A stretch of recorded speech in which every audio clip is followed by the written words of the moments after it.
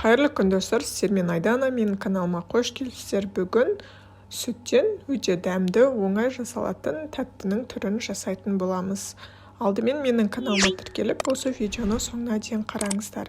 Бізге қажет заттар қант, оның үстінен крахмалымызды және де ұнымызды қосамыз. Барлық құрғақ заттарымызды салып аламыз. Ұнымызды саламыз. Оның үстінен ванилинный сахар бір пачкасын салып, барлығын араластырып аламыз. Барлығын араластырып алғаннан кейін үстінен 500 мл сүтімізді екі бөлікке бөліп қосатын боламыз. Бірінші бөлігін қосып, құрғақ затымызбен бірге араластырып аламыз. Ешқандай түйіршігі қалмау қажет. Кейін сүтіміздің қалған бөлігін қосып, тағы да біркелкі болғанша араластырамыз. Енді бұларды печке қойып пісіретін боламыз. Яғни осылай араластырып тұрасыздар. Егер ыдыстарыңыздың асты жұқа болса, онда баяу отта пісіріңіздер. Егер қалың болса, онда орташа отта қолдансаңыздар болады. Қою болған кезде үстінен сармайымызды қосамыз. Тағы да бір рет араластырып жібереміз. Сонымен біздің салмамыз дайын. Бұны қазір формамызға құятын боламыз. Барлығын біркелкі етіп араластырып алыңыздар, жақсылап. Форма ретінде мен бір реттік ыдыстарды пайдаландым. 4 ыдыс, яғни менде 4 тәтті шығатын болады. Барлығына бірдей етіп құйып шығасыздар. Кішкене қоймалжың болып тұр. Формамызға құямыз. Және де бұларды құйып болғаннан кейін тоңазытқышқа 1 сағатқа қалдырасыздар. Бұл қатып өз формасын ұстайтындай қалыпқа келуі қажет. Ол аралықта шоколадымызды ертіп, дәндерімізді ұсақтап аламыз.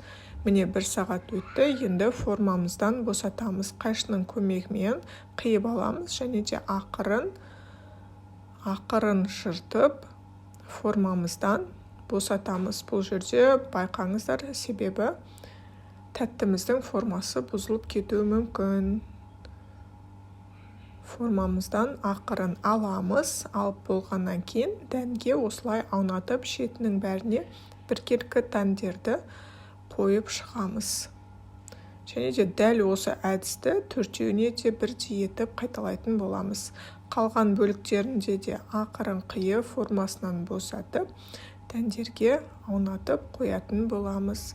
Бұл тәтті негізі өте дәмді болып шығады. Ешқандай желатин қосылмайды. Балаларыңызға және отбасыңызға ұнайды деген ойдамын. Міндетті түрде осы рецептпен жасап көріңіздер. Кез келген қонаққа, кез келген адамға ең бірінші түрімен ұнайтыны сөзсіз.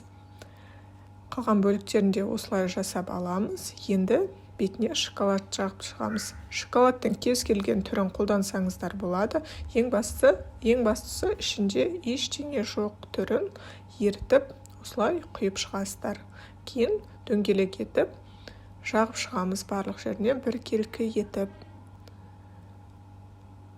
Барлығын жағып болғаннан кейін біздің тәттіміз өте әдемі болып шығады.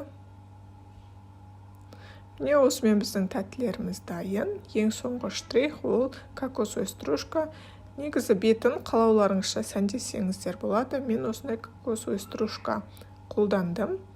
Сонымен біздің тәттілеріміз дайын. Сіздер де осы рецептпен жасап көріңіздер. Мені қолдап, лайк басып, комментарий қалдыруды ұмытпаңыздар.